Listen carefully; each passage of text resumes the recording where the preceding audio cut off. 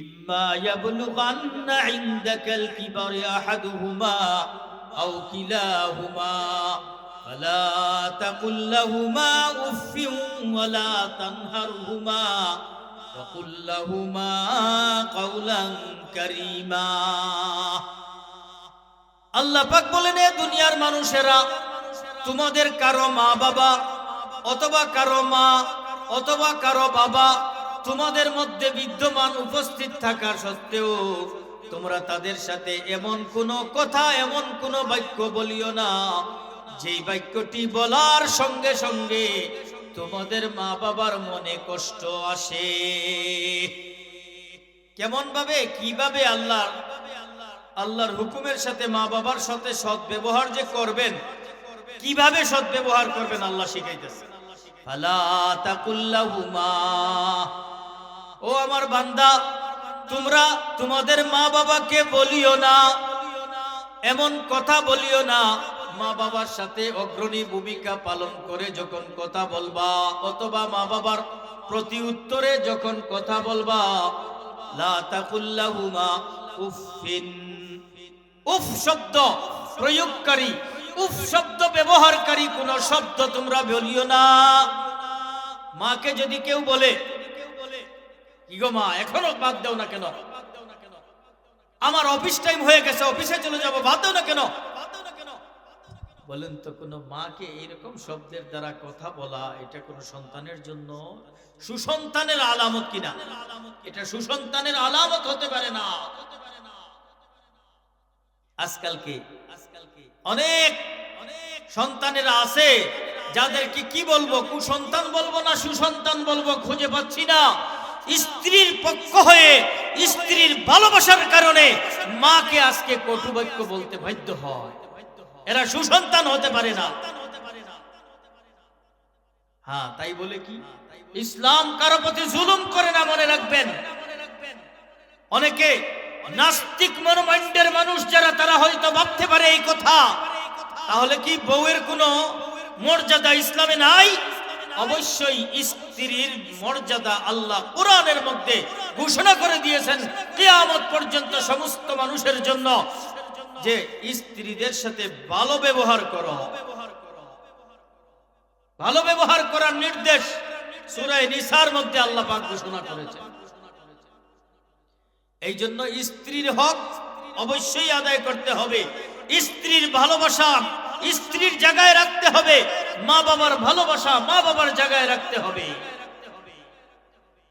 শ্বশুরালয়ের প্রতি ধাবিত হয়ে যায়, অবশ্যই শ্বশুর শাশুড়ি এদের সম্পর্কের কথা আল্লাহ কোরআনের মধ্যে বলেছেন।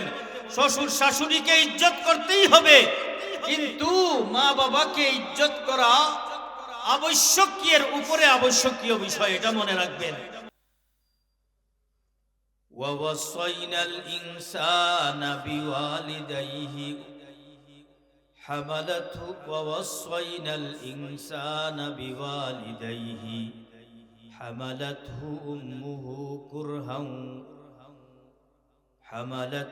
أُمُّهُ وَهْنًا عَلَى وَهْنٍ وَفِصَالُهُ فِي عَامَيْنِ وقال رسول الله صلى الله عليه وسلم إن الجنة تحت أقدام الأمهات وقال رسول الله صلى الله عليه وسلم رضا الرب في رضا الوالدين وسخط الرب في سخط الوالدين أو كما قال النبي صلى الله عليه وسلم।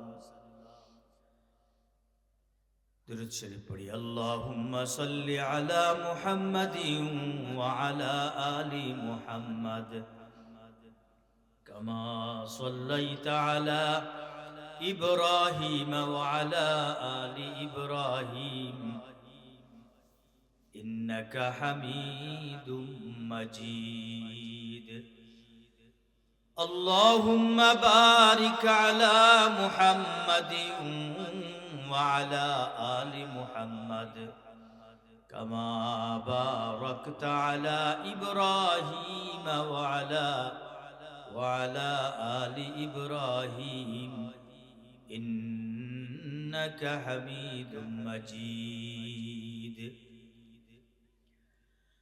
رہے میرا مسکن حوالی کعبہ بنے میرا مدفن دیار مدینہ بلغ العلا بکمالہ کشف الدجا بجمالہ حسنت جمیع خصالہ صلو علیہ وآلہ جاگنا ہے جاگ لے تو افلاک کے سایہ تلے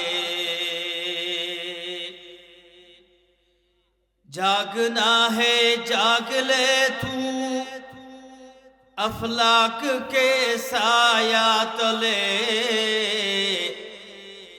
حشر تک سونا پڑے گا خاک کے سایہ تلے یا ربی صلی وسلم دائما ابدا على حبیبک خیر الخلق کلہم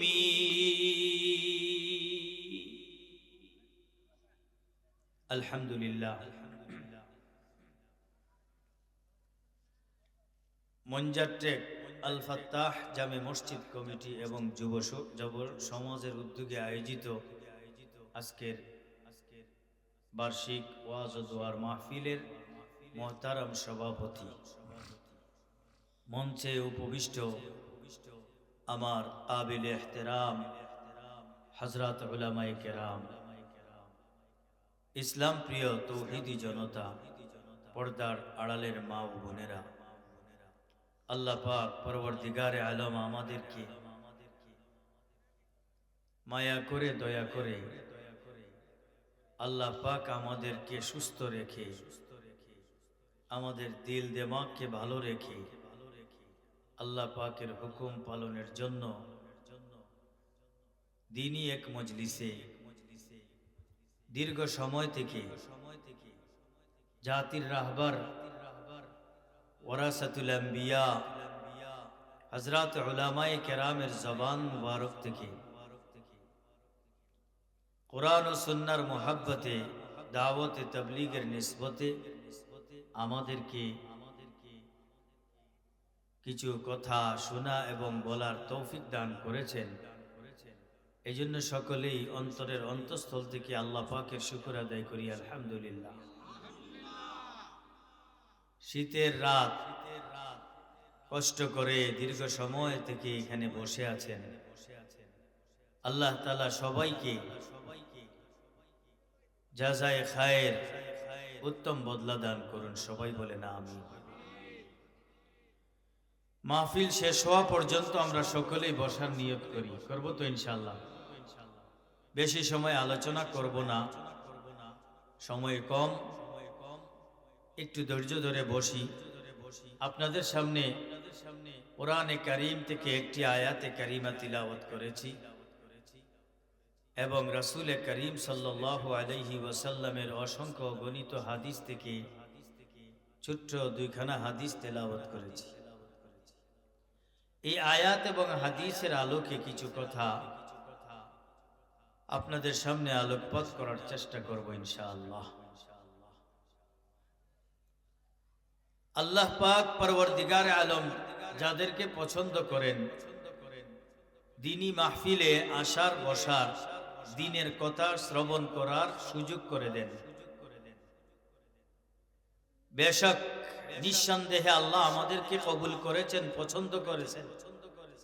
এই জন্য আমাদের থেকে বহু গুণে উন্নত মন মস্তিষ্কের অধিকারী, অর্থনৈতিক দিক দিয়ে অনেক অনেক উপরের ব্যক্তিবর্গরা দুনিয়াদারির দিক দিয়ে অনেক পাওয়ারফুল ব্যক্তিবর্গ ছিলেন, দুনিয়াতে এই এলাকায় অনেক আছেন। কিন্তু আল্লাহ তাআলা আপনাদের মতো কিছু মানুষকে ঈমানের মহব্বতে, আল্লাহ পাকের মহব্বতে ঘরবাড়ি ছেড়ে এই ঠান্ডার মধ্যে মাহফিলে নিয়ে আসছেন। বলুন তো এটা আল্লাহ পাকের অনেক বড় নেয়ামত কিনা? আল্লাহ তাআলা পছন্দ করছেন বিদায় তার পছন্দের বান্দাদেরকে পছন্দের জায়গায় নিয়ে আসছেন। বলেন সুবহানাল্লাহ। আল্লাহ রাব্বুল আলামিন যেন এই মহব্বতের ভালোবাসার সম্পর্কের কারণে জান্নাতের মধ্যেও আল্লাহ আমাদের সবাইকে একত্রিত করে এইভাবে যেন জান্নাতে নিয়ে যান এবং স্বয়ং রব্বুল আলামিনের সামনে যেন আমাদের উপস্থিতিটা হয়, সেই জন্য আল্লাহর কাছে তৌফিক কামনা করা চাওয়া। মেরে মুহতারাম ভাইও, আমি আপনাদের সামনে সূরা লুকমানের একটি আয়াতে কারিমা তিলাওয়াত করেছি। আপনারা জানেন পূর্ণ কোরআনের মধ্যে 114টি সূরা আছে। এর মধ্যে 30টা পারা, 30 পারার মধ্যে একটা পারা হলো 21 নম্বর পারা। 21 নম্বর পারা একটা সূরা আছে, সূরা লুকমান। আপনারা নাম শুনেন নাই? অনেকে শুনছেন, আলহামদুলিল্লাহ। এই সূরা লুকমানের মধ্যে হযরতে লুকমান আলাইহিস সালাম তিনি নবী ছিলেন না। আকসার অধিকাংশ উলামায়ে কেরামের মতে তিনি নবী ছিলেন না, কিন্তু আল্লাহর বড় একজন ওলি ছিলেন। অনেক মহব্বতের একজন মানুষ ছিল আল্লাহ পাকের। এই মহব্বতের খাতিরে উনাকে আল্লাহ এত মর্যাদায় উন্নীত করেছিলেন যে স্বয়ং আল্লাহ রাব্বুল আলামিন হযরতে লুকমান হাকিম আলাইহিস সালাম উনার ছেলেকে সম্বোধন করে মুফাসসিরিনে কেরামের মতান্তরে কেউ বলেছেন 60টি, কেউ বলেছেন 10টি নসিহত উপদেশ দিয়েছিলেন সন্তানকে। আল্লাহ পাকের কাছে এত ভালোবাসতেন, এত প্রিয় মনে হয়েছে, আল্লাহ পাক মহব্বত করে এই মহব্বতের বান্দার 10টি উপদেশ কোরআনে কারীমের মধ্যে আল্লাহ নিজে আলোচনা করেছেন। সূরা লুকমানের এই আয়াতের মধ্যে আল্লাহ রাব্বুল আলামিন প্রথমে বলেন, আল্লাহ নকল করতেছেন, লুকমান হাকিম তার সন্তানকে এই নসিহত করেছিল। এর মাঝে মধ্যে আল্লাহ নিজের তার নসিহতকেও এখানে ব্যক্ত করেছেন।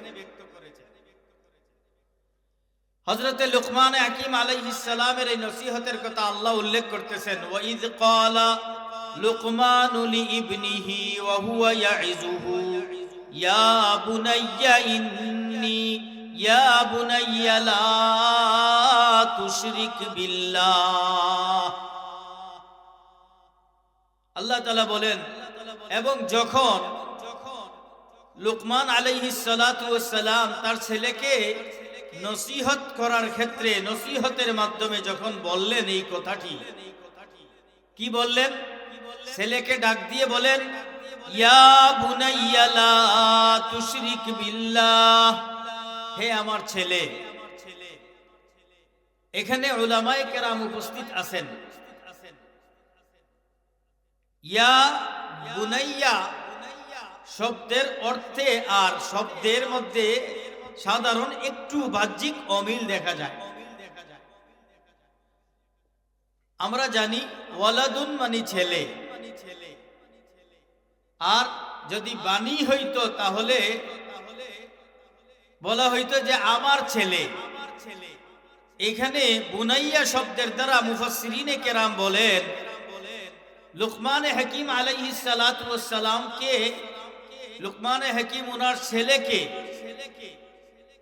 চূড়ান্ত পর্যায়ের ভালোবাসার শব্দ ব্যবহার করে ছেলেকে সম্বোধন করতেছেন, ডাক দিতেছেন, হে আমার ছেলে।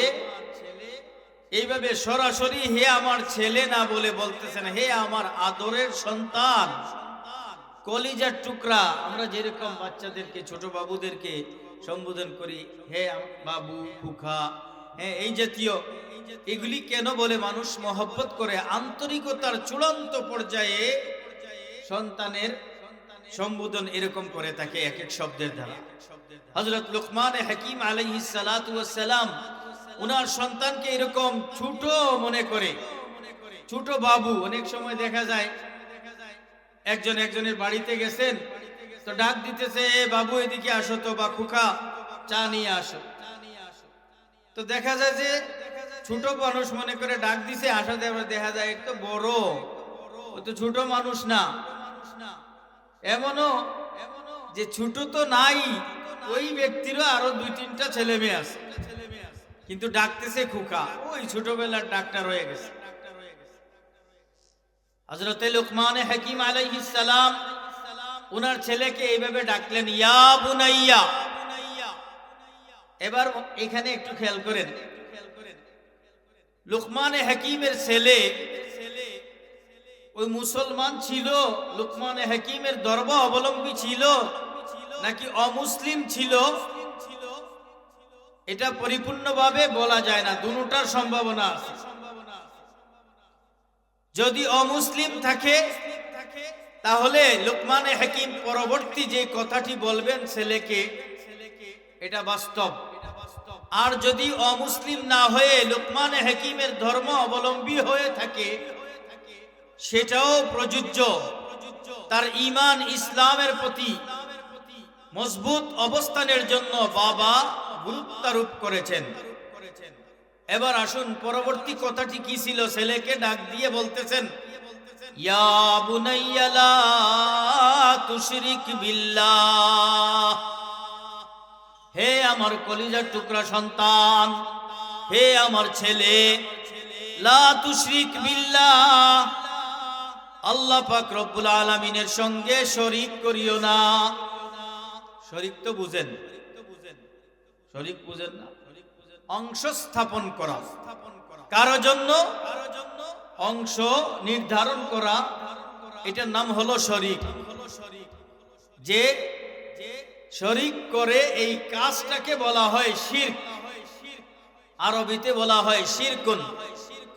শিরক মানে কি? শরীক করা, অংশ স্থাপন করা, অংশ দেওয়া, ভাগ দেওয়া ইত্যাদি। আর আল্লাহ পাক ছেলেকে ডাক দিয়ে কি বলছেন? লা তুশরিক বিল্লাহ, আল্লাহর সাথে কাউকে শরীক করিও না। আল্লাহ পাক পরওয়ারদিগারে আলম এমন এক সত্তা যার সাথে কারো সমকক্ষতা চলে না, একমাত্র একক সত্তা যিনি, একক সত্তা তিনি, যিনি আল্লাহ। যেই আল্লাহ পৃথিবীতে তার সমকক্ষ, তার মতো কোন দিক দিয়ে আর কেউ নাই। লা তুশরিক বিল্লাহ। মেরে মোহতারাম দোস্ত, আল্লাহ পাক পরওয়ারদিগারে আলম কোরআনে কারীমের মধ্যে বলেন, এই শিরিক এমন একটি গুনাহ, এমন একটি অপরাধ, এমন একটি কাজ, যারা নাকি আল্লাহর সঙ্গে শিরিক করে, শরীক স্থাপন করে, আল্লাহ পাক বলেন এই শিরিক করাটা কেমন বড় গুনাহ। পরবর্তী শব্দে আল্লাহ পাক বলেন, ছেলেকে সম্বোধন করে বলছেন, হে আমার ছেলে, শিরিক করিও না আল্লাহর সাথে কাউকে। কেন? ইন্নাশ শিরকা লাযুলমুন আযীম। শিরিকটা হলো চূড়ান্ত পর্যায়ের জুলুম। জুলুম জুলুম জুলুম মানে অত্যাচার। এই জায়গার মধ্যে উলামায়ে কেরাম, মুফাসসিরিনে কেরাম বলেন, জুলুমের দ্বারা উদ্দেশ্য এখানে গুনাহ। কেমন গুনাহ? জুলমে কবির, অনেক বড় গুনাহ, আযীম। আযীম শব্দ যেই শব্দের সাথে সংমিশ্রিত হয়, এই শব্দটি চূড়ান্ত পর্যায়ে বোঝানোর জন্য ব্যবহার হয়। আযীম শব্দের অর্থ হইল এটা বড় গুনাহ। শিরক এমন একটা গুনাহ, এটার কোনো মাসুল নাই। কোরআনে কারীমের মধ্যে আল্লাহ পাক বলেন, দুনিয়ার মানুষের মধ্যে গুনাহগারদের মধ্যে থেকে যারা নাকি শিরিক করবে, আল্লাহর সাথে কাউকে সমকক্ষ মনে করবে, ওই শিরিক করনেওয়ালাদের ক্ষমা নাই, ক্ষমার অযোগ্য। আল্লাহ বলেছেন, ইন্নাল্লাহা লা ইয়াগফিরু আন ইউশরাকা বিহি ওয়া ইয়াগফিরু মা দুনা যালিকা লিমান ইয়াশা। শিরিক ছাড়া দুনিয়ার মানুষ জেনে রাখো, শিরিক ছাড়া আল্লাহর সাথে সমকক্ষ করা ছাড়া যত গুনাহ আছে সমস্ত গুনাহগুলিকে যদি আল্লাহ ইচ্ছা করেন ক্ষমা করে দিতে পারেন। কিন্তু যারা শিরিক করবে, আল্লাহর সাথে কাউকে যারা শরীক করবে, কোন ক্ষেত্রে আল্লাহর সত্তাগতভাবে, আল্লাহর গুণগতভাবে যারা নাকি আল্লাহর সমকক্ষ কাউকে স্থাপন করবে, তাদের ক্ষমা এই দুনিয়াতেও নাই, পরকালেও নাই। আল্লাহ ক্ষমার অযোগ্য বলে বিবেচিত করেছে। আমার ভাইরা, আমার কথাটি বুঝে থাকলে বলুন তো, শিরিক এটা ছোট গুনাহ না বড় গুনাহ? বড় গুনাহ। হযরত লুকমান হাকিম আলাইহিস সালাতু ওয়াস সালাম ছেলেকে ডাক দিয়ে বলতেছেন, হে আমার ছেলে, আল্লাহর সাথে কাউকে শরীক করিও না। লুকমান হাকিম আল্লাহর মর্যাদা রক্ষার জন্য, আল্লাহর যে মর্যাদা, আল্লাহ পাকের যে ইজ্জত রক্ষার জন্য ছেলেকে এই নসিহত করেছিলেন। এটার দ্বারা আমাদের জন্য কি করণীয়? আমরা এই কথা থেকে, এই অবস্থা থেকে কি শিক্ষা গ্রহণ করব? আমাদের ছেলে মেয়েদেরকেও যেন ছোটবেলা হোক আর বড় হোক, মুসলমান হোক অমুসলমান, তো আমার ছেলে হতেই পারে না। হ্যাঁ, যদি মুসলমান হওয়ার পরে কারো ছেলে অমুসলিম ধর্ম গ্রহণ করে, সে মুরতাদ। সুতরাং আমাদের সন্তানদেরকে এই কোরআনের সূরা লুকমানের এই আয়াত থেকে শিক্ষা গ্রহণ করলাম। আমাদের সন্তানগুলিকেও যেন এই নসিহত করব, এই উপদেশ দিব যে বাবা, কখনো শিরিক করা যাবে না। এবার আসুন, শিরিক কত প্রকার? শিরিক দুই প্রকার। এক প্রকার শিরিক হলো শিরকে খাফি, আর একটা হলো শিরকে জলি। সুস্পষ্ট শিরিক যেটা, সেটা জায়েজ না। আর অস্পষ্ট এমন শিরিক যেটা দেখা যায় না, এটাও গুনাহ। এটার দ্বারা মানুষ ধীরে ধীরে ধীরে ধীরে শিরকে কবীরের দিকে পৌঁছে যায়। যেমন আমরা বললাম, চাচা আপনার ছেলে কয়জন? 3 জন ছেলে। বড় ছেলে কি করে? বড় ছেলে বিদেশে থাকে। সংসার চলে কিভাবে? সংসার পরিচালনার ব্যবস্থাপনা কি? কয় বাবা, আমার এই ছেলেটা না থাকলে তো আমার সংসার চলতোই না। নাউজুবিল্লাহ বলেন না। এই যে একটা বিষয়, যদিও সে আকীদাগতভাবে, বিশ্বাসগতভাবে আল্লাহকে বিশ্বাস করতেছে, আল্লাহ দাতা, আল্লাহ দেনেওয়ালা, আল্লাহই আমার সংসার চালাচ্ছে, কিন্তু বললাম যে কি, ছেলে ছাড়া সংসার চলবে না, ছেলের চাকরি ছাড়া সংসার চলা সম্ভব নয়। আমাকে খাওয়ায় চাকরি, আমাকে ব্যবসা খাওয়ায়, আমাকে অমুক ব্যবস্থাপনা, এটা আমাকে খাওয়ায়। সরাসরি যদি এই কথায় বিশ্বাসী কেউ হয়, তাহলে তার ঈমান থাকবে না। আল্লাহ পাকের সাথে এই চাকরিকে শরীক করলো, আল্লাহর সাথে নেতাকে শরীক করলো, আল্লাহর সাথে বসকে শরীক করলো। সুতরাং ঈমানের ঘাটতি হলো কিনা? এই জন্য ভাই, আমাদেরকে এটা খেয়াল রাখতে হবে। আমল করি, অনেক আমল করি, নেক আমল করি, কিন্তু শিরিক মুক্ত আমল হয় না। আমাদের দেশে যারা মাজারপন্থী, পন্থী শব্দটা শুনতে কেমন লাগে? মাজার বিশ্বাসী যারা আসেনি আপনাদের এলাকায়, এই সমাজে কিছু মানুষ আছে না যারা মাজার বিশ্বাসী, মাজারের প্রতি খুব ভক্ত। অথচ মাজার কি জিনিস? এক ব্যক্তির কবর, এটার নামই তো মাজার। বলুন তো, কোনো ব্যক্তি কবরে যাওয়ার পরে তার কোনো অস্তিত্ব থাকে? হ্যাঁ, কথা বলার শক্তি থাকে? কিছু থাকে? দেওয়ার মতো ক্ষমতা থাকে? তাহলে আমাদের সমাজের কিছু মানুষ এমন আছে না, যারা মাজারে যাইয়া আল্লাহর ওলিদের কাছে সন্তান চায়। চায় কি চায় না? আরে ভাই জোরে বলেন না, চায় কি চায় না? আমার বাড়ি সিলেট, মনে রাখবেন, আমাদের স্বচক্ষে দেখা সিলেট শাহজালাল রহমতুল্লাহি আলাইহির মাজার আছে কিনা? এই মাজারে যাইয়া মানুষ শাহজালাল রহমতুল্লাহ আলাইহির কাছে সন্তান চায়। বলেন শাহজালাল দেওয়ার মালিক আল্লাহ পাক কোরআনের মধ্যে বলেন, ইয়াহাবু লিমান ইয়াশাউ যুকুর ওয়া ইয়াহাবু লিমান ইয়াশাউ ইনাসা আও ইউযাওয়িজুহুম যুকরানা ওয়া ইনাসা ওয়া ইয়াজআলু মান ইয়াশাউ আকীমা। আল্লাহ কাউকে ছেলে দেন, আল্লাহ কাউকে মেয়ে দেন, কাউকে শুধু ছেলে দেন, কাউকে শুধু মেয়ে দেন, কাউকে ছেলেও দেন মেয়েও দেন। দেন কিনা? আছে না ভাই? আল্লাহ বলতেছেন আবার কাউকে না ছেলে না মেয়ে কিছুই দেন না, একেবারে খালি রেখে দেন। মা বাবা শুধু খালি থাকে, সন্তান মুক্ত, কোনো সন্তান নাই। এইরকম মহিলা এমন পুরুষ আমাদের সমাজে আছে না, যাদের কোনো সন্তান নাই। এই ঘোষণাটা কে দিলেন বলুন তো? এখন থেকে নিয়ে জীবনে আর এই বিশ্বাস আমার আপনার দিলের ভিতরে কি থাকবে যে আল্লাহ ওই শাহজালালের মুজাররদে ইয়ামানির কাছে যাইয়া সন্তান চাবো, এমন যদি কেউ করে তাদেরকে কি আমরা বারণ করব কিনা? তাদেরকে ফিরাইয়া আনবো কিনা? শয়তান খুশি হয়। আল্লাহ বলে, দেখো আমি আল্লাহ সন্তানের মালিক, আমার কাছে না চেয়ে আমার বান্দার কাছে যাইয়া সন্তান চাইতেছে। সুতরাং মনে রাখিও, কাল কিয়ামতের ময়দানে তোমার অবস্থা কি হবে, তুমি আমার সামনে আসো। কাইফা তাকফুরুনা বিল্লাহ ওয়া কুনতুম আমওয়াতা ফাআহইয়াকুম সুম্মা ইউমীতুকুম সুম্মা ইউহয়ীকুম সুম্মা ইলাইহি তুরজাউন। ফিরে যেতে হবে কার দিকে বলুন না?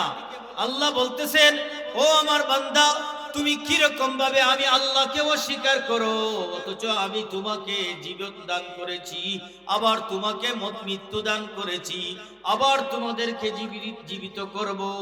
আবার একদিন মনে রাখিও, তোমার প্রত্যাবর্তন আমি আল্লাহর দিকে হবে। মেরে মুহতারাম দোস্ত, সমাজের মানুষ পঙ্গপালের মতো বিভিন্ন দিকে ছড়াইয়া ছিটাইয়া যাচ্ছে, অথচ আল্লাহ পাক পরবর্তীকারে আলম কোরআনে কারীমের মধ্যে একটা রাস্তার কথা চাওয়ার জন্য বলেছেন, যেই রাস্তাটি সিরাতুল মুস্তাকিম। বলেন না কোন রাস্তা? সিরাতুল মুস্তাকিম, সঠিক পথ।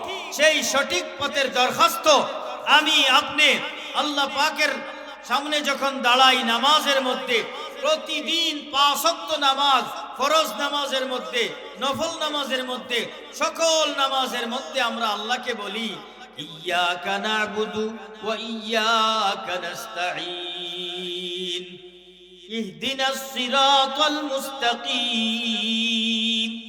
আয় আল্লাহ, আমাকে সরল সঠিক পথ দেখাও। সরল সঠিক পথ যদি পেয়ে যাই, যারা সরল সঠিক পথ পেয়ে যায় তাদের গন্তব্যস্থল কোথায়? সুজা জান্নাত। ওয়া আন্না হাযা সিরাতি মুস্তাকিমা। আল্লাহ বলেন, নিশ্চয় এই পথই হলো সঠিক পথ, সরল পথ। এই সরল সঠিক পথের উপরে যারা উঠবে তাদের গন্তব্যস্থল জান্নাত।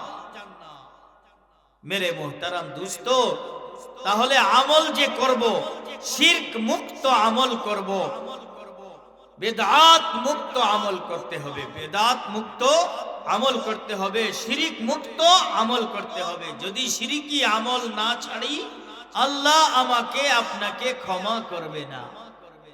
কি ছাড়া? তওবা ছাড়া ক্ষমা করবে না। আর সরাসরি শিরিক করলে আল্লাহ ঘোষণা দিয়ে দিয়েছেন, তওবা করলেও কাজ হবে না।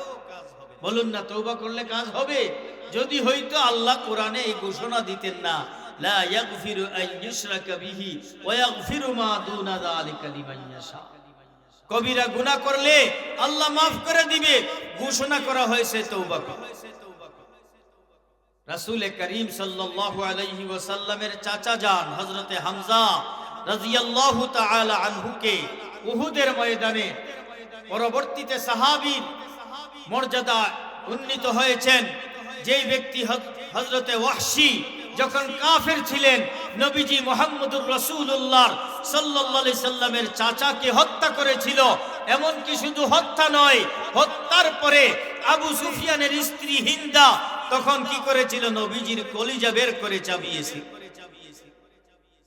হযরতে ওয়াহশী রাদিয়াল্লাহু তাআলা আনহুর ইসলাম গ্রহণের কথা লম্বা চওড়া বুখারী শরীফের হাদিসে আসছে, অন্যান্য হাদিসের কিতাবের মধ্যে সংকলিত হয়েছে। হযরতে ওয়াহশী যখন অপরাধী তায়েফে ময়দানে পালিয়ে যাইতে আরম্ভ করলেন, নবীজি সাল্লাল্লাহু আলাইহি সাল্লাম ওই সময় সমস্ত অপরাধীদের ব্যাপারে ক্ষমার ঘোষণা করলেন। 10 জনের ব্যাপারে কোনো ক্ষমার ঘোষণা নাই। এর মধ্যে একজন ছিলেন হযরতে ওয়াহশী রাদিয়াল্লাহু তাআলা।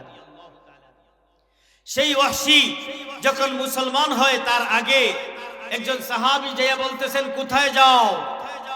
বলে, মক্কা ছেড়ে পালিয়ে চলে যাচ্ছি। কোথায় যাবা? যাওয়ার জায়গা নাই, যেদিকে যাবা সেদিকে তোমাকে গ্রেফতারি পরোয়ানা দেওয়া আছে, গ্রেফতার করা হবে।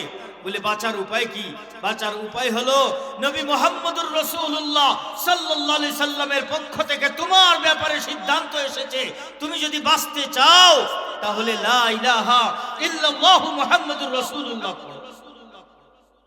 হযরতে ওয়াহশী বলেন, আমি কালেমা পড়লাম, কিন্তু কালেমা পড়লে কি হলো? তোমার আল্লাহ তো খুনকারী হত্যাকারীকে আল্লাহ ক্ষমা করেন না, এটা তো ঘোষণা দেওয়া আছে।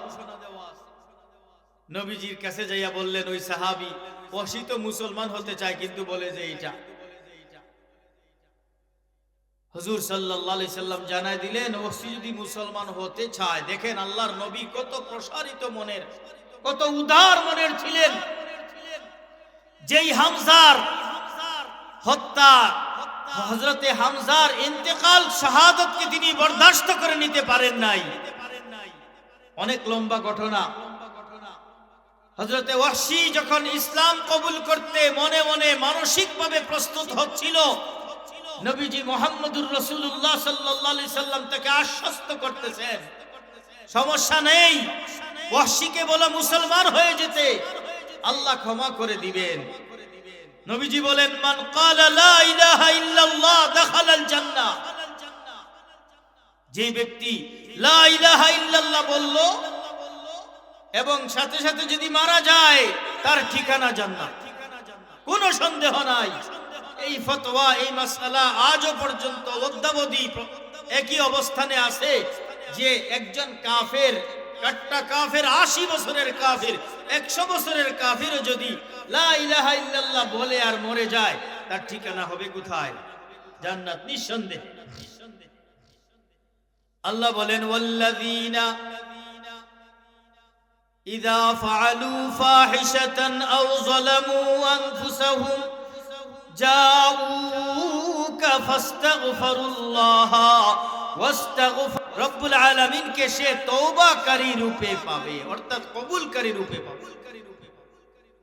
মেরে মুহতারাম দোস্ত, যে কথাটি বলতেছিলাম, এই রকমের অপরাধী ব্যক্তির জন্য আল্লাহর নবী আশ্বস্ত করেছেন।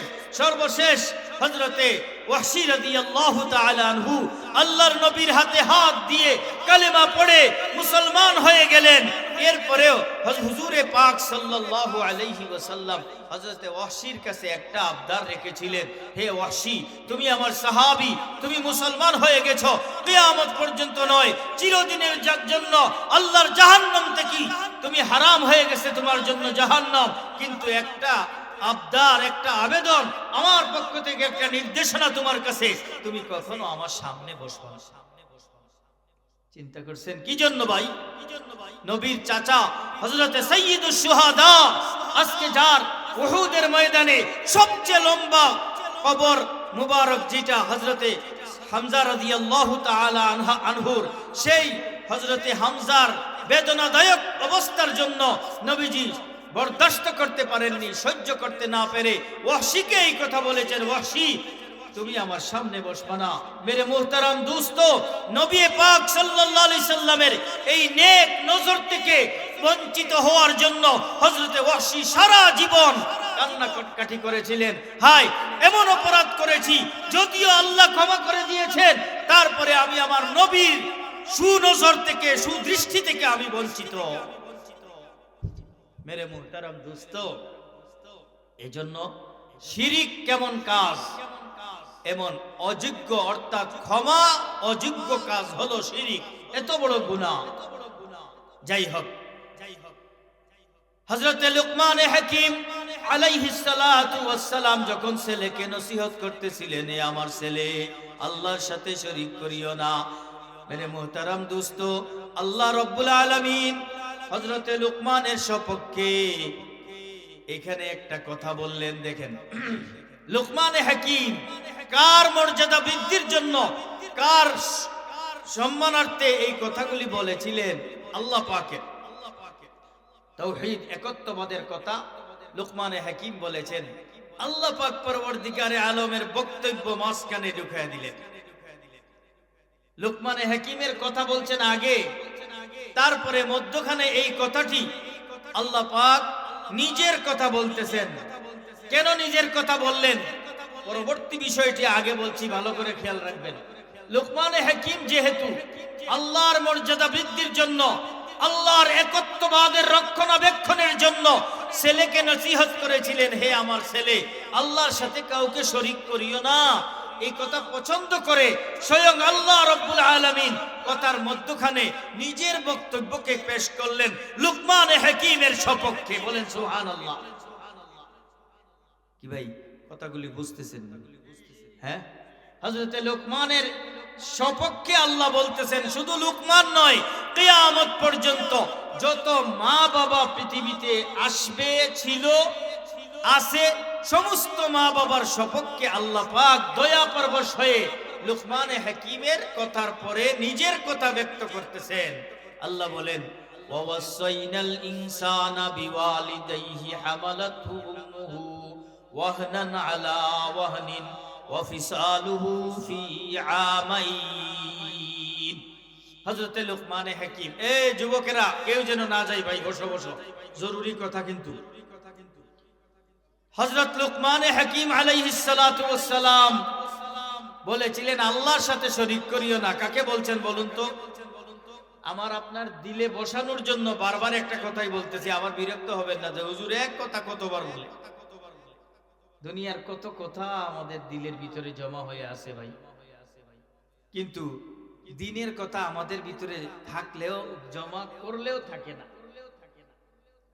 এই জন্য নবীজি বলছেন, বাল্লিগু আন্নি ওয়ালাউ আয়া, আমার পক্ষ থেকে একটা কথা হলেও এটা অপরের কাছে পৌঁছায় দাও। দুনিয়ার বহুত গল্প গুজব আমরা বাড়িতে যাইয়া বিবির কাছে, ভাইয়ের কাছে, বোনের কাছে, মার কাছে বলি, কিন্তু ওয়াজ যে শুনি এগুলি যাইয়া এখন আমরা বলি না। আজকের এই ওয়াজটা আপনারা বলবেন, যাইয়া সন্তানদের কাছে পৌঁছাবেন, বাবা দেখো এমন কোন আমল করিও না যে আমলদের মধ্যে শিরিক মিশ্রিত হয়। ঈমান, শিরিক মুক্ত ঈমান হতে হবে। আল্লাহর কাছে গৃহীত হওয়ার জন্য শর্ত কি? শিরিক মুক্ত ঈমান আর ইখলাস ওয়ালা আমল। ইখলাস ওয়ালা আমল, বেদাত মুক্ত ইবাদত। মনে রাখবেন, বেদাত মুক্ত ইবাদত। যাই হোক, যেই কথাটি বলতেছিলাম, আল্লাহ পাক এখন এবার হযরত লুকমানের সপক্ষ কথা বলতেছেন। দেখো দুনিয়ার মানুষেরা, ওয়াসাইনাল ইনসান, হে দুনিয়াবাসী মানুষেরা, আমি আল্লাহ পাক পরওয়ারদিগারে আলম মানব জাতিকে, ইনসানকে আমি নসিহত করতেছি, উপদেশ দিচ্ছি।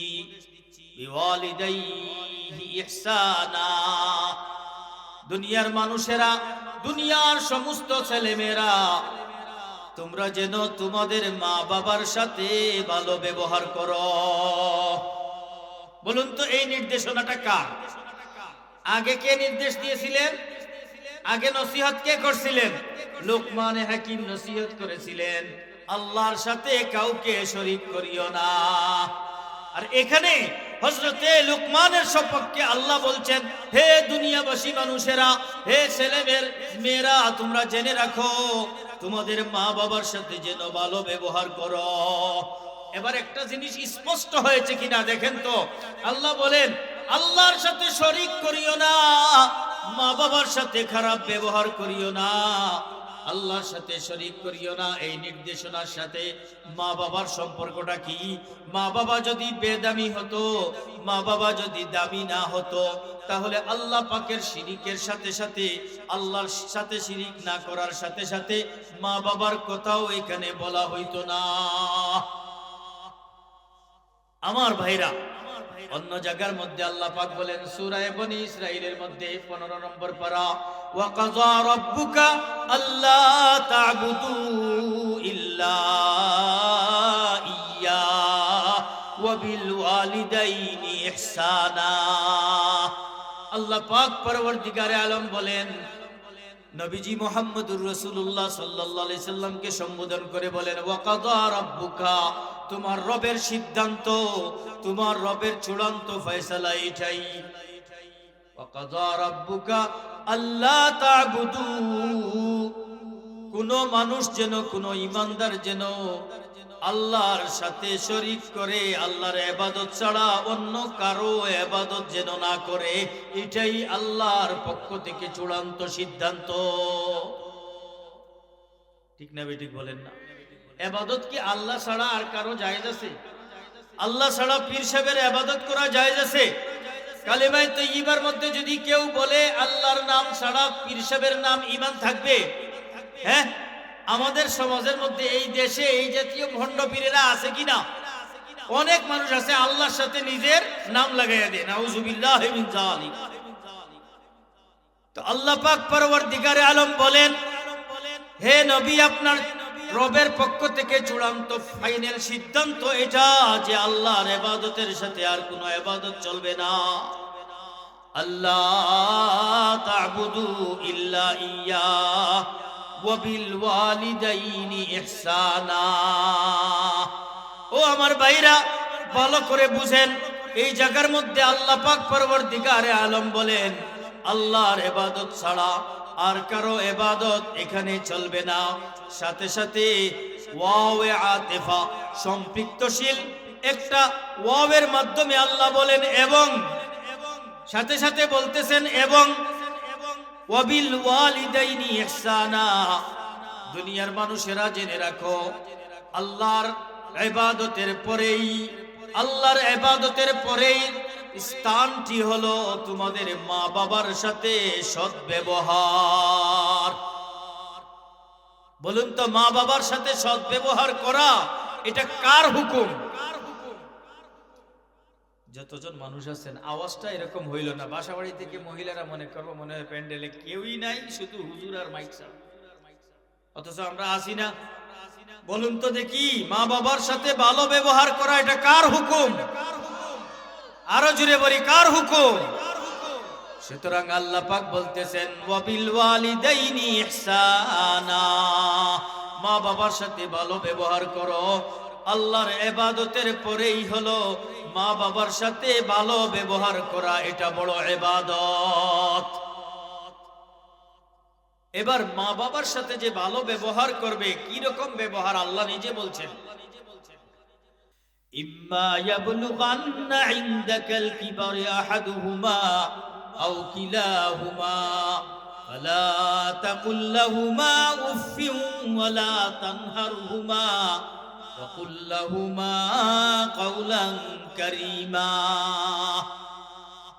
আল্লাহ পাক বলেন, এ দুনিয়ার মানুষেরা, তোমাদের কারো মা বাবা অথবা কারো মা অথবা কারো বাবা তোমাদের মধ্যে বিদ্যমান উপস্থিত থাকার সত্ত্বেও তোমরা তাদের সাথে এমন কোনো কথা, এমন কোনো বাক্য বলিও না যেই বাক্যটি বলার সঙ্গে সঙ্গে তোমাদের মা বাবার মনে কষ্ট আসে।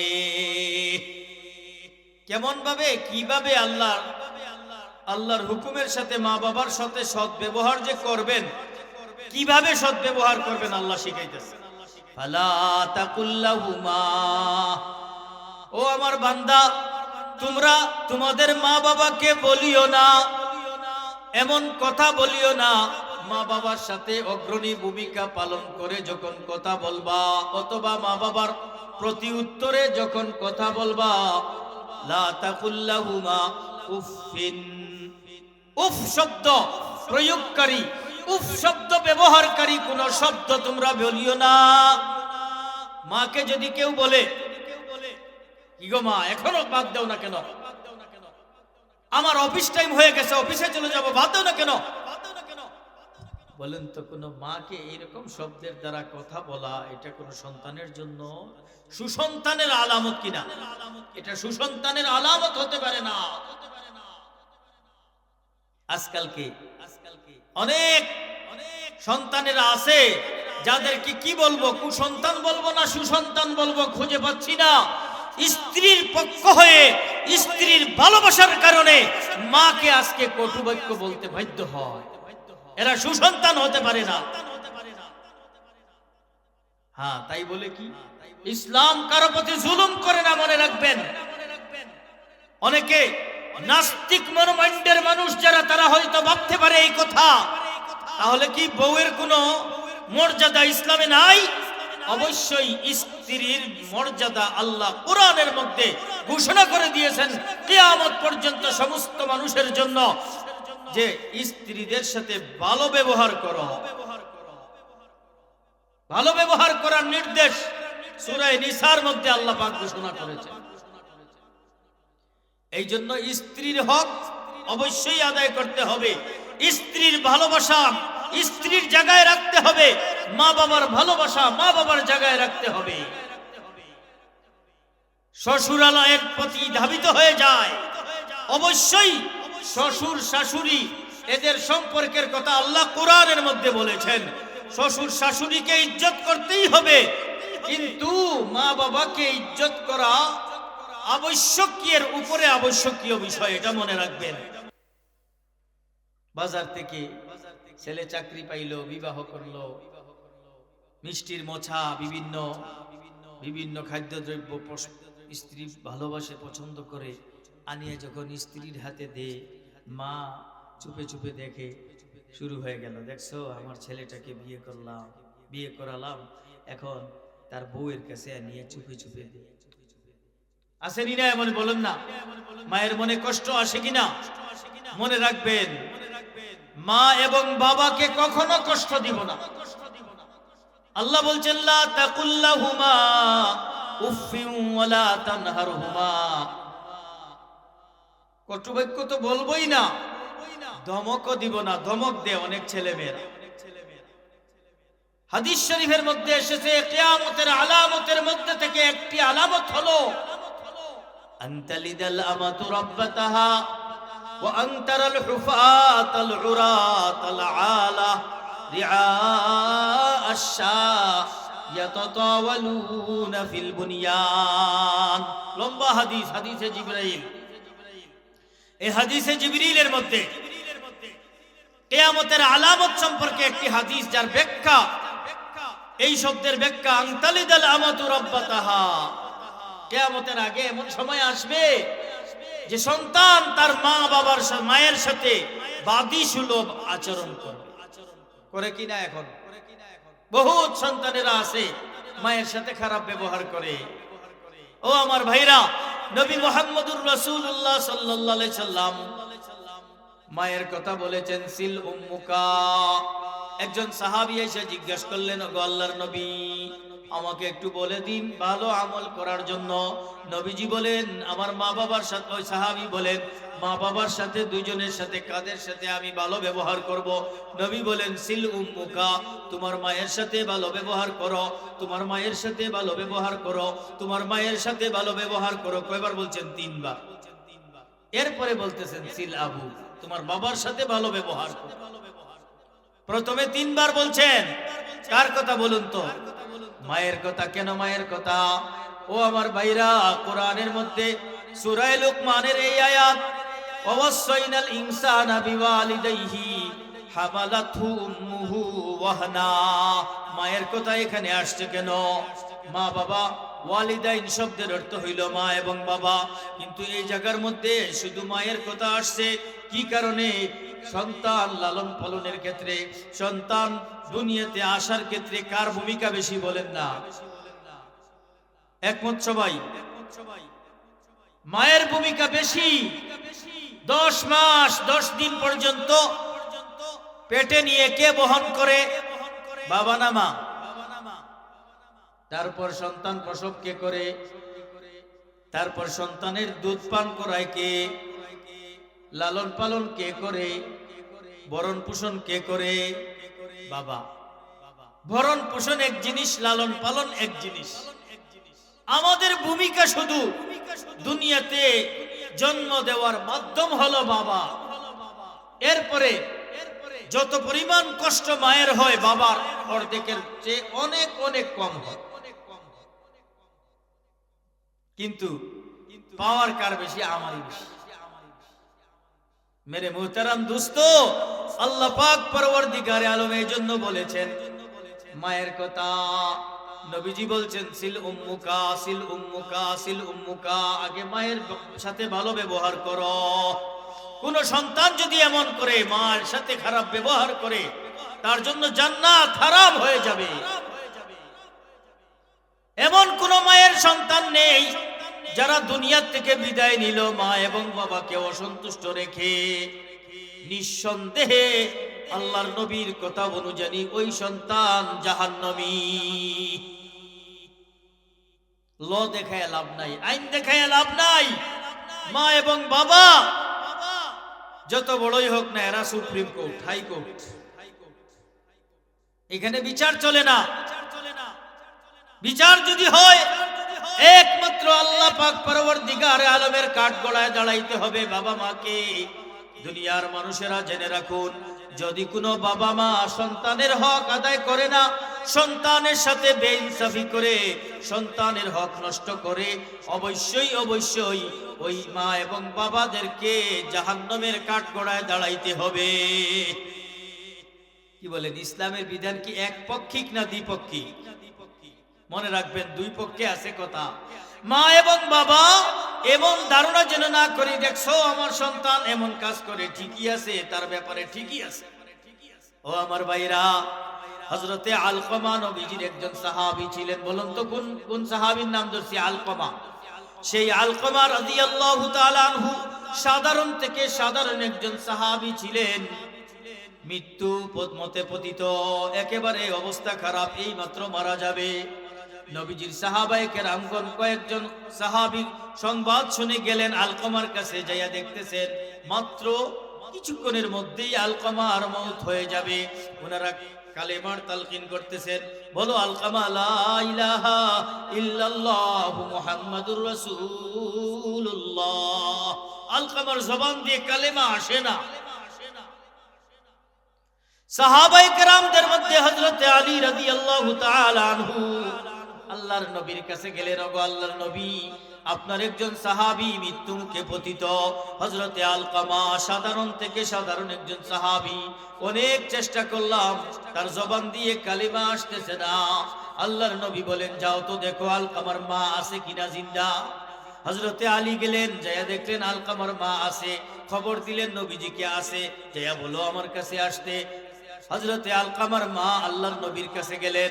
যাওয়ার পরে বলতেছেন, ও আলকমার মা, তোমার ছেলে তোমার উপরে, তুমি কি তোমার ছেলের উপরে খুশি আছোনি? মায়ের মুখ কালো হয়ে গেছে। ইয়া রাসূলুল্লাহ, আল্লাহর কসম করে বলি, ওই সত্যার কসম আপনার হাতে যার জান, আমার ছেলে আমাকে এমন কষ্ট দিয়েছে যার পর নাই, এত কষ্ট দিয়েছে, ওই ছেলেকে আমি ক্ষমা করতে পারি না। নবীজি বলেন, তুমি ক্ষমা করে দাও। মা বলে, আমি পারবো না ইয়া রাসূলুল্লাহ। বারবার বলার পরে আল্লাহর নবী হযরতে আলী এবং অন্যান্য আরো 2-3 জন সাহাবীকে বলেন, আলকমার জন্য আগুনের ব্যবস্থা করো, লাকড়ি জোগাড় করো, এরপরে আলকমাকে আগুনের মধ্যে নিক্ষেপ করে দাও। যখন আগুন জ্বালানো হয়ে যাবে, এমন অবস্থায় মা বলে, ওগো আল্লাহর নবী, আমার সামনে আমার সন্তানটাকে আগুনের মধ্যে নিক্ষেপ করবেন, সেটা তো আমি বরদাস্ত করতে পারি না। কয়, আলকমার মা, তুমি না হলে আলকমাকে এই মুহূর্তে ক্ষমা করে দাও, না হলে এই প্রজ্বলিত আগুনের মধ্যে নিক্ষেপ করা হবে। শেষ পর্যন্ত তো মা কি বলেন? ছেলে যত কষ্ট দেখ না কেন মাকে, হাজারো কষ্টের পরে মায়ের কান্না কিন্তু থামে না। মায়ের চেয়ে আপন পৃথিবীতে আল্লাহ এবং রাসূলের পরে আর কেউ নাই। মনে রাখবেন, মা বাবার চেয়ে বড় কারো পীর সাহেব হইতে পারে না। আমাদের সমাজের কিছু মানুষ এমন আছে যারা নিজেদের পীর সাহেবকে মূল্যায়ন করে কিন্তু মা বাপকে মূল্যায়ন করে না। হযরতে আলকামা রাদিয়াল্লাহু তাআলা আনহুর মা যখন সম্মতি দিলেন, নবীজিকে বললেন, ঠিক আছে ইয়া রাসূলুল্লাহ, এবার আমি আমার ছেলেটাকে ক্ষমা করে দিলাম। ওইদিকে নবীজি বলেন, যাও তো দেখো আলকামার কাছে যাও, যাইয়া কালিমার তালকিন করো, কুল লা ইলাহা ইল্লাল্লাহ। হযরতে আলকামার জবান থেকে লা ইলাহা ইল্লাল্লাহ জারি হয়ে গেল। সুবহানাল্লাহ বলবেন না? কি বুঝলেন ভাই? মা যদি অসন্তুষ্ট থাকে, বাবা যদি অসন্তুষ্ট থাকে, আল্লাহ পাকের এই কালেমাও মুখ দিয়ে বের হবে না, মউতের পরে জাহান্নাম অবধারিত। এই জন্য আমার ভাইরা, আল্লাহ পাকের সাথে শরীক করার সাথে সাথে আল্লাহর নির্দেশনা, ও আমার বান্দারা, তোমরা আমি আল্লাহর ইবাদতের সাথে কারো ইবাদত করিও না, এবং তোমাদের মা বাবার সাথে ভালো ব্যবহার করো। করবনি ভাই? মা বাবার সাথে ভালো ব্যবহার। মাইকের আওয়াজ যত দূর পর্যন্ত যাচ্ছে, এই সন্ধি আল্লাহর সাথে যেন করেন, এই মওত পর্যন্ত কারো মা বাবার সাথে খারাপ যেন ব্যবহার না করে। আল্লাহ নবী বলেন, মা বাবার পায়ের নিচে কিন্তু সন্তানের বেহেশত। ও দুনিয়ার ভাই বোনেরা, জেনে রাখো, যদি বেহেশতে যেতে চাও নবীজির কথা শুনো। আল্লাহর নবী বলেন, আল ইন্নাল জান্নাতা তাহতা আকদামিল উম্মাহাত। মা বাবার পায়ের নিচে হলো বেহেশত। এক ছেলে ওয়াজ শুনে গেছে, মায়ের পায়ের নিচে বেহেশত। যাইয়া ছেলে মার পাও সরায়, মা একটু পাটা সরাতো দিই। এখানে কি? মা বলে, কি খুঁজো? বেহেশত খুঁজি। বেহেশত কোথায়? মাটি খুঁড়ে। না না, এখানে না রে পাগল, হুজুরের ওয়াজ তুমি ভালো করে বুঝো নাই। হুজুর তো ওয়াজ এটাই করছেন যে মা বাবার পায়ের নিচে, অর্থাৎ মার সন্তুষ্টির মধ্যে তোমার বেহেশত। মায়ের সন্তুষ্টির মধ্যে আল্লাহ জান্নাত রাখছে সন্তান। আরেক হাদিস তিলাওয়াত করছি আপনাদের সামনে। নবীজি বলেন, ইন রিজার রাব্বি ফি রিজাল ওয়ালিদাইন। মা বাবার সন্তুষ্টির মধ্যে আল্লাহ পাকের সন্তুষ্টি রয়েছে, আর মা বাবার অসন্তুষ্টির মধ্যে আল্লাহ পাকের অসন্তুষ্টি রয়েছে। অর্থাৎ যে মা বাবাকে রাজি রাখবে না, আল্লাহ তার উপর রাজি না। সহজ কথা, বুঝছেন তো ভাই? এই জন্য মনে রাখবেন, এই মা বাবার সাথে ভালো আচরণ পাওয়া, আল্লাহর সাথে শিরিক না করার জন্য এই তারবিয়ত, এই যোগ্যতা কোথা থেকে আসবে? এই যোগ্যতা আসবে যদি আমি দুনিয়াতে ইসলাম অনুযায়ী জীবন যাপন করি, দিন অনুযায়ী জীবন যাপন করি, তাহলে আমার এই যোগ্যতা আসবে, আমার এই অনুধাবন আসবে যে আল্লাহর সাথে কোনো ব্যাপারে কাউকে শরীক করা যাবে না। মা বাবার সাথে মা বাবার সাথে খারাপ ব্যবহার করা যাবে না। ওয়াজ কি বুঝছেন নি আপনারা? যদি বুঝে থাকুন বলুন তো, এই জ্ঞান, এই ইলম, এই যোগ্যতা কোন জায়গা থেকে আমদানি করতে হবে? কোরআন এবং হাদিসের জ্ঞান এর মাধ্যমে। কোরআন হাদিস নিজে জানি না, কিভাবে আমি জানবো?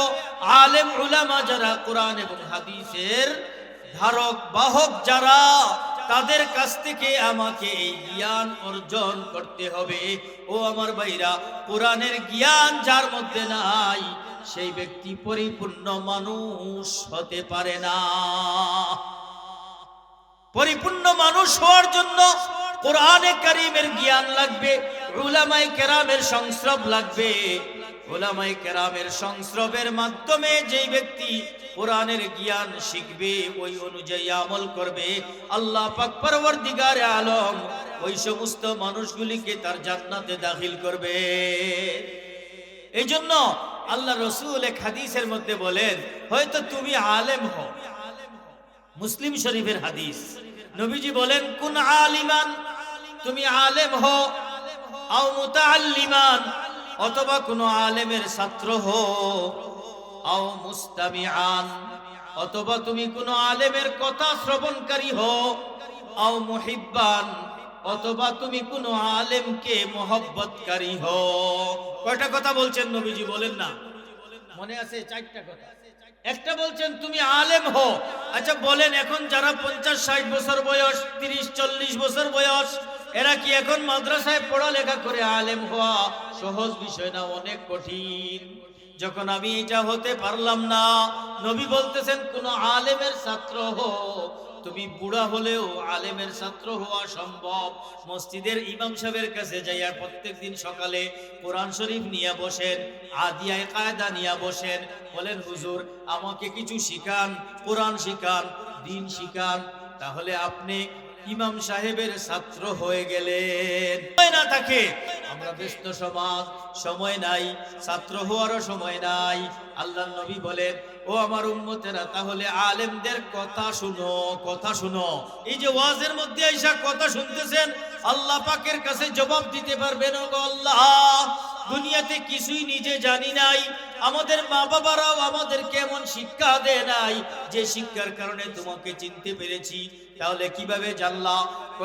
আমাদের এলাকায় মাহফিল হইতো, আলেম উলামারা আসতেন, তাদের কিছু কিছু কথা শুনে আল্লাহ ভাঙ্গাচুরা ইবাদত করেছি, এগুলিকে তুমি কবুল করো আল্লাহ, এর বিনিময়ে তুমি আমাদেরকে জান্নাতের মধ্যে দিয়ে দাও। পারবো না আল্লাহর কাছে দোয়া করতে? এই যে কথা শোনা, নবী বলেন কথা শুনো। যদি কথা শোনারও সুযোগ না হয়, যেমন আমাদের সমাজের মধ্যে যারা জেন্টলম্যান, অনেক জেন্টলম্যানেরা আছে, নিজেরা অনেক বড় মনে করে, আলেম উলামাদের কথা শোনারও সময় নাই, আলেমদের কাছে পড়ারও সময় নাই, নিজে আলেম হওয়ারও সময় নাই, কিছুই নাই, ব্যস্ত। তাহলে এদের জন্য আল্লাহর নবী বলেছেন, আও মুহিব্বান, হয়তো তুমি আলেমকে মোহাব্বত করনে ওয়ালা হয়ে যাও, এর উসিলায় আল্লাহ পাক পরওয়ারদিগারে আলম তোমাকে জান্নাতের মধ্যে প্রবেশ করায়া দিবেন। আল্লাহ রাসূল সাথে সাথে বলতেছেন, আমার উম্মতেরা জেনে রাখো, ওয়ালা তাকুনিল খামেসা, পঞ্চম নম্বরেরটা হইও না, পঞ্চম নম্বরেরটা হইও না। পঞ্চম নম্বর কি? নবী বলতেছেন পঞ্চম নম্বর হইল আলেম বিদ্বেষী। বলেন না আলেম বিদ্বেষী, জুড়ে বলে নাউজুবিল্লাহ। আলেম বিদ্বেষী যারা হবে তাদের ঠিকানা কিন্তু মনে রাখবেন, জায়গা মধ্যে নাই, বেজাগার মধ্যে। এই জন্য নবী বলতেছেন, ওয়ালা তাকুনিল খামিসা ফাতাহলিক, ধ্বংস হয়ে যাইবা। আলেম বিদ্বেষী হলে ধ্বংস অবধারিত, এর মধ্যে কোনো সন্দেহ নাই, এর মধ্যে কোনো সন্দেহ নাই, ধ্বংস অবধারিত। নবীজি বলেন, মান আদালি ওয়ালিয়ান ফাকাদ আযানতু বিল হারব। জেনে রাখো আমার ওলিদের সঙ্গে, নবীর ওয়ারিসিন অধিকাংশই আল্লাহর ওলি, নবীর ওয়ারিসিনদের সাথে, উলামায়ে কেরামের সাথে, আলেমদের সাথে যারা বিদ্বেষ পোষণ করবে, যারা মহব্বত রাখবে না, শত্রুতা রাখবে না, আল্লাহর পক্ষ থেকে আল্লাহ যুদ্ধ ঘোষণা করেছে। এই দুনিয়ার মানুষেরা বলুন তো দেখি, আল্লাহর যুদ্ধ ঘোষণা করেছেন বাংলাদেশের জমিনের মধ্যে, বেশি দিন নয় আল্লাহ যুদ্ধ ঘোষণা করে যুদ্ধকে বাস্তবায়ন করে দিয়েছেন। কোথায় ক্ষমতা, কোথায় পাওয়ার, কিছুই থাকলো না। আমি নিঃস্ব, দুনিয়ার সব কিছু হারাইয়া দুনিয়ার মধ্যে যেমন নিঃস্ব, কাল কিয়ামতের ময়দানে অর্ধমুখী করে আল্লাহ জাহান্নামে নিঃস্ব বানাইয়া পাঠাইয়া দিবেন। সাবধান হয়ে যায়, আলেম উলামাদের প্রতি কোন রকমের বিদ্রুপ রাখা যাবে না। আমার ভাইরা, পায়ে হাতে ধরে বলছি, আলেমদের সাথে ভালো মহব্বত রাখবেন। কথা শুনতে পারেন না, আলেম হতে পারেন না, ছাত্র হতে পারেন না, ভালো কথা, কিন্তু আলেমদের সাথে বিদ্বেষ পোষণ যেন না করুন। মেরে মুহতারাম দোস্ত, দিনের কাজ করি, দুনিয়ার কাজ করি, আলেমকে মাইনাস করে যদি আমি করতে যাই, অবশ্যই আল্লাহর কাঠগড়ায় দাঁড়াইতে হবে। আরে ভাই, আলেমরা এসে আমাকে কি শিক্ষা দিচ্ছে? কোরআনের কথা বলতেছে, আমার আকীদাকে বিশুদ্ধ করতেছে, আমার আমলকে পরিশুদ্ধ করতেছে। আজকে আমি দিনদারি যত কিছু করি না কেন, দাওয়াতে তাবলীগের কাজ করি না কেন, আর জিহাদের কাজ করি না কেন, আর দ্বীনের মাদ্রাসা চালাই না কেন, যে কোনো কাজ করি না কেন, আলেম আলেমদেরকে মাইনাস করে যখনই করব তখনই কি হবে, এটার মধ্যে বিশুদ্ধতা আসবে না, বরং ভুল ত্রুটি অবশ্যই অবশ্যই থাকবে। কথাটি বুঝছেন নি ভাই? কষ্ট হইতেছে আপনাদের না? শেষ করে দিচ্ছি ইনশাআল্লাহ। এই জন্য আমার সর্বশেষ কথা হলো ঈমান। ঈমানকে হেফাজত করব কিসের মাধ্যমে? শিরিক মুক্ত ভাবে ঈমান লালন করব। আমার কথার সারমর্মটা বুঝছেন নি? কষ্ট পাইছেন? চুপচাপ বোয়াতে বোঝা যাইতেছে কষ্ট পাইছে। ঈমান কি মুক্ত ঈমান বানাবো? শিরিক মুক্ত ঈমান। আমল করব কি কিভাবে বলুন তো? ইখলাস ওয়ালা আমল, যে আমলের মধ্যে একমাত্র আল্লাহর জন্য আমল করা। নবীজি বলেন, হযরতে মুআজ রাদিয়াল্লাহু তাআলা আনহু থেকে রিওয়ায়াত, আখলিস দীনাকা। আমাদের মাদ্রাসাগুলির ছোট ছোট বাচ্চারা এই হাদিস পড়ে, 40টা হাদিস মুখস্থ করে বাচ্চারা বলে, আখলিস দীনাকা ইয়াকফিকাল আমালুল কলিল। তোমার ঈমানকে খাঁটি করো, যে আমল করবা একমাত্র আমি রব্বুল ইজ্জতের জন্য করবা, রব্বুল আলামিনের সন্তুষ্টির জন্য, দুনিয়া কামানোর জন্য না, মানুষকে খুশি করার জন্য না। সমস্ত নেক আমলগুলিকে একমাত্র আমি আল্লাহর সন্তুষ্টির জন্য করো। তাইলে আমল হবে কি? ইখলাস ওয়ালা আমল। আর ইবাদত হবে শিরক, এই বিদআত মুক্ত ইবাদত। বিদআত মুক্ত ইবাদত কেন? নবীজি বলেন, ওয়া কুল্লু বিদআতিন দালালাহ। সমস্ত বেদাত হলো ভ্রষ্টতা। বেদাত কার নাম? নবীজির জামানায় নবীজির কোন শরীয়তের মধ্যে যে বিষয়গুলি নাই, এমন কিছু বিষয়, এইগুলি বেদাত। বলেন তো, নবীর জামানায় কি 3 দিন মানুষ মারা গেলে 3 দিনের দিন খানা খাওয়ানো এটা ছিল? তাইলে এটা বলুন তো আমাদের সমাজে আছে কি নাই? যদি থাকে এটা বেদাত না সুন্নত? হ্যাঁ, এই পাশের মানুষ কিন্তু বলতেছেন না, তাহলে বুঝা গেল এটার হক নাকি? বলুন না, বেদাত না সুন্নত?